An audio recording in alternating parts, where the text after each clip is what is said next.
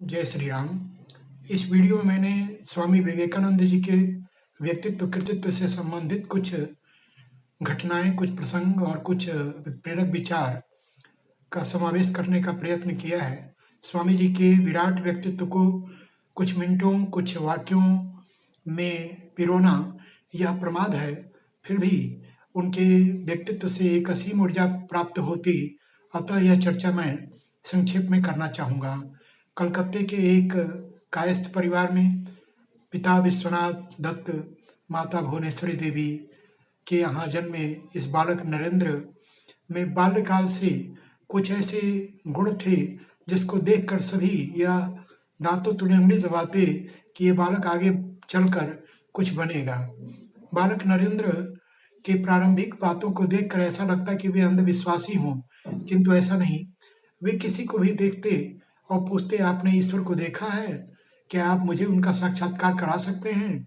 और यदि उसका अनुकूल उत्तर नहीं मिलता तो वे बड़ी निराशा का अनुभव करते। एक दिन बीते, 2 दिन बीते, ऐसे वर्षानुवर्ष इस प्रश्न और इस उत्तर के क्रम को चलाते हुए लोग नरेंद्र को एक अंधविश्वासी, परमपिता परमेश्वर के प्रति अनास्था रखने वाला ऐसा मान लिए थे। एक दिन उनके परिवार में कुछ भजन कीर्तन का कार्यक्रम था। स्वामी विवेकानंद जी का कंठ सुरीला था। वे भी कुछ भजन कीर्तन में आनंद का अनुभव करते, ऐसा कुछ गा रहे थे। उन्होंने देखा कि उस आयोजन के मुख्य अतिथि के रूप में एक संत पधारे हैं, जो लगातार विवेकानंद की ओर टकटकी लगाकर बड़े अपनापन से देख रहे हैं। भजन कीर्तन के क्रम की समाप्ति पर नरेंद्र उन महापुरुष के पास पहुंचते हैं और वही प्रश्न, आपने ईश्वर को देखा है? उत्तर, हाँ, मैंने देखा है। कैसे? जैसे तुम्हें देख रहा हूँ। क्या आप मुझे उनका साक्षात्कार करा सकते हैं? कहा, मैं इसीलिए तो आया हूँ। मैं उनका साक्षात्कार आपको अवश्य कराऊंगा और मैं इसी विश्वास से आपके पास आया हूँ। ऐसा अपरिचित जो इतनी आत्मीयता से बात कर रहा हो, देखते देखते नरेंद्र के मन का भ्रम टूटा और बनकर रह गए उस महान सन्यासी रामकृष्ण परमहंस के। उन्हें गुरु मान लिया। उनके यहाँ उनकी सधर्मिणी शारदा माँ को अपनी माता मान लिया और इस प्रकार वहाँ दीक्षारत होकर और एक सन्यासी का सा जीवन व्यतीत करने लगे। देखते देखते वो घड़ी आई कि विवेकानंद को विदेश भ्रमण के लिए जाना था। उन्होंने माँ शारदा के सम्मुख जाकर अनुमति मांगनी चाहिए। माता से पूछा कि क्या मैं जा सकता हूँ माँ? उन्होंने कहा, छोड़ो इन बातों को, जरा वो चाकू तो देना। नरेंद्र ने जब चाकू उनको पकड़ाया तो माँ हंस पड़ी। कहा, जाओ जाओ, तुम जरूर जाओगे और तुम जिस लिए बने हो वह कार्य पूर्ण करोगे। विवेकानंद ने पूछा, ऐसा क्या हो गया? कहा, मैंने तुमसे चाकू मांगा और चाकू देते समय तुमने फल को अपने हाथों में पकड़ा, मूठ को मेरी ओर बढ़ाया। ऐसा भाव जिसके अंदर होगा वही सेवा कर सकता। तुम चाहते तो मूठ अपने सुरक्षित पकड़कर और फल मेरी ओर दे सकते थे, लेकिन नहीं, जो सदैव दूसरों का विचार करे वही जीवन में सेवा कर सकता है। माँ का आशीर्वाद लेकर, अपने पूज्य गुरु से आज्ञा लेकर और वे शिकागो वक्तृता के लिए चले। शिकागो में जो धर्म ध्वजा उन्होंने फहराई वह दिग दिगंत तक आज भी स्मरण किया जाता। केवल अमेरिका नहीं, लगभग सभी पाश्चात्य देशों में उन्होंने भ्रमण किया। एक से एक व्याख्यान हुए, एक से एक आयोजन हुए, एक पूरा शिष्य समुदाय जुड़ता गया। भारत के प्रति लोगों के मन में आस्था का भाव जगा। एक बार पुनः भारत को विश्व गुरु बनाने की जो एक उत्कट अभिलाषा स्वामी जी के मन में थी, उस दिशा में वे बढ़ पड़े। वहाँ उनकी एक अनन्य शिष्या मार्गरेट नोबल, जो बाद में भगिनी निवेदिता के नाम जानी गई, देखने में अंग्रेजी परिधान, पादरी की सी भूमिका, लेकिन भारतीय जो सनातन विचारधारा है उसके प्रति आस्था रखने वाली, वे भारत आई और बाद में स्वामी जी की आज्ञा से वे विदेशों में जाकर स्वामी जी के किए आधे अधूरे कामों को पूरा करने लगी। ऐसे स्वामी जी एक से एक व्याख्यान, एक से एक अनोखी वक्तृता, विचार, ये सब कुछ जब व्यक्त कर लिए, अनेक राजशाही राजपूताने को प्रभावित किए, अनेक बड़े धर्माचार्यों को प्रभावित किए, बड़े बड़े धर्माचार्यों को उन्होंने प्रभावित किया, लेकिन उन्हें मन को शांति नहीं मिलती।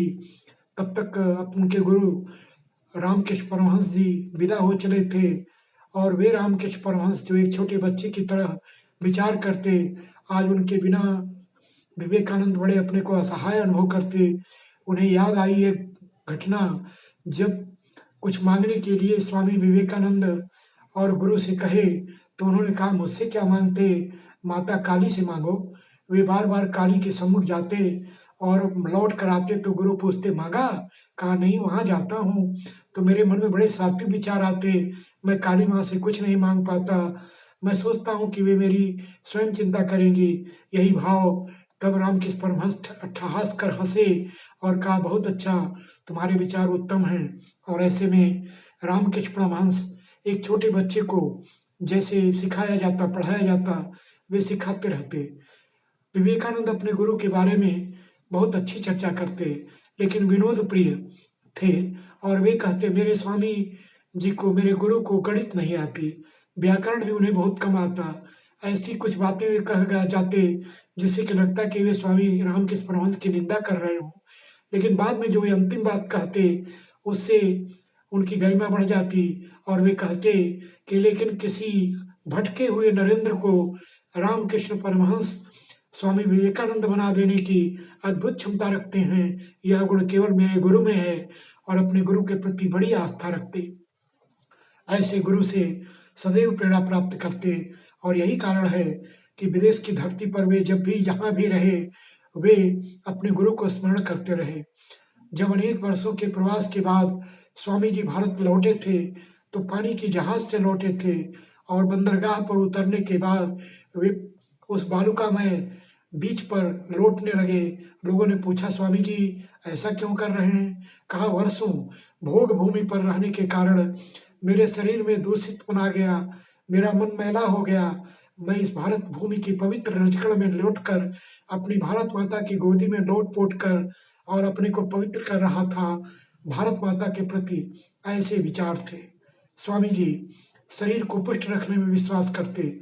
जिन्होंने स्वामी जी की फोटो देखा, जो स्वामी जी को देखे, वे मानते हैं कि एक सुंदर, सशक्त, बलवान शरीर के धनी थे स्वामी जी, जिनमें अपूर्व शक्ति, सामर्थ्य और क्षमता भरी हुई थी। वे देखने में भी एक साक्षात देवदूत की तरह से दिखाई पड़ते। एक प्रसंग आता कि रेल के डिब्बे में इनकी ओर देखकर जब दो अंग्रेज लगातार कुछ उन्होंने स्वामी जी की निंदा, यहाँ तक कि वे चुप रहे, लेकिन जब उन लोगों ने भारत और भारत भूमि की संस्कृति की निंदा शुरू की, तो अगले स्टेशन पर उन दोनों को गले में हाथ डालकर और नीचे उतार दिया। ट्रेन चल पड़ी। इस तरह से स्वामी जी ने उन दोनों के अपमान का बदला लिया। स्वामी जी भारत भूमि, यहाँ की सनातन परंपरा के प्रति बड़ी आस्था रखते थे, और उनका जो विचार होता वह कोई तकियानुसी विचार नहीं, इसलिए सभी मत पंथ के लोग स्वामी जी को अपना मानते थे। इस प्रकार वर्षानुवर्ष तक भारत में भी लौटकर धर्म ध्वजा को फहराने के बाद, लेकिन उनके मन को कहीं शांति नहीं मिलती, मन भटकता रहता। ऐसे में उन्होंने अपने गुरु का स्मरण कर एक संगठन की स्थापना किया, रामकृष्ण मिशन। उस रामकृष्ण मिशन के बैनर तले वे लोगों को शिक्षा देते, यज्ञ आदि गुरुकुल चलाते और सेवा कार्य करते। इस सेवा के कार्य को करते उन्हें अपूर्व शांति मिली। उनका मंत्र था, नर सेवा नारायण सेवा, यानी हम व्यक्ति की सेवा करेंगे वही परमेश्वर की सेवा है। और यही मानकर उन्होंने, जो उस समय अपने देश में ईसाई मिशनरियों के सेवा के बहाने और कुछ षड्यंत्र चल रहा था, उसका प्रतिकार, उसका विकल्प देने के लिए लोगों की सेवा की ओर उन्मुख किया। अपने गुरुदेव को स्मरण करते हुए जिस संगठन की उन्होंने स्थापना किया था, उसके बैनर के नीचे उन्होंने देश भर में सेवा के कार्य प्रारंभ किए, गुरुकुलों की स्थापना की। वे स्वयं भी जीवन के अंतिम क्षणों तक अपने वेद पाठी बटुकों को शिक्षा देते, यज्ञ आदि करते और सेवा के कार्य की ओर प्रवृत्त करते। अंतिम क्षण आया और स्वामी जी ने अपने गुरु को स्मरण कर और अपने विदा लिया। गुरु के प्रति उनके मन में जो आस्था रही, वह अपने आप में एक बड़ी बात कही जाती। किसी शिष्य ने अपने गुरु को इतना सम्मान शायद ही दिया हो। 1902 4 जुलाई 1902 उनकी पुण्यतिथि, और स्वामी जी ने ये मान लिया कि अब मैं जिस कार्य के लिए आया था मेरा कार्य पूर्ण हुआ। ऐसे महापुरुष ईश्वर का अंश ही होते, वे ईश्वर की कृपा से ही, उनकी इच्छा से ही अपने जीवन को जीते और इस प्रकार एक छोटी सी आयु जीकर स्वामी जी बल्कि असमय हम सबसे विदा लिए। स्वामी जी आज भले ना हमारे बीच हों, लेकिन उनकी कृति, उनके संदेश, उनके विचार और ये हम सबको आंदोलित करते रहेंगे। एक युवा को जितनी ऊर्जा स्वामी जी का व्यक्तित्व दे जाता, और शायद ही कोई महापुरुष हो जो इतनी ऊर्जा दे पाए। 12 जनवरी अभी निकट है, उनकी पावन जन्मभू की तिथि सबसे प्रभावी रूप में मनाई जाती। अपने सभी संगठन मिलकर इस जन्म तिथि को मनाते और एक दिन नहीं, उसे स्वामी जी के विचारों का पर्याय मानकर इस जयंती से लेकर सप्ताहों, पक्षों, बल्कि पूरे वर्ष स्वामी जी के प्रति श्रद्धावनत होते हुए स्वामी जी को स्मरण करते। जब तक शिकागो की वक्तृता के प्रति हमारे मन में आस्था होगी, स्वामी जी के विचारों का हम आदर करते रहेंगे। ऐसे महान स्वामी जी हम सबके जीवन में पथ प्रदर्शन करें। स्वामी विवेकानंद की जय हो।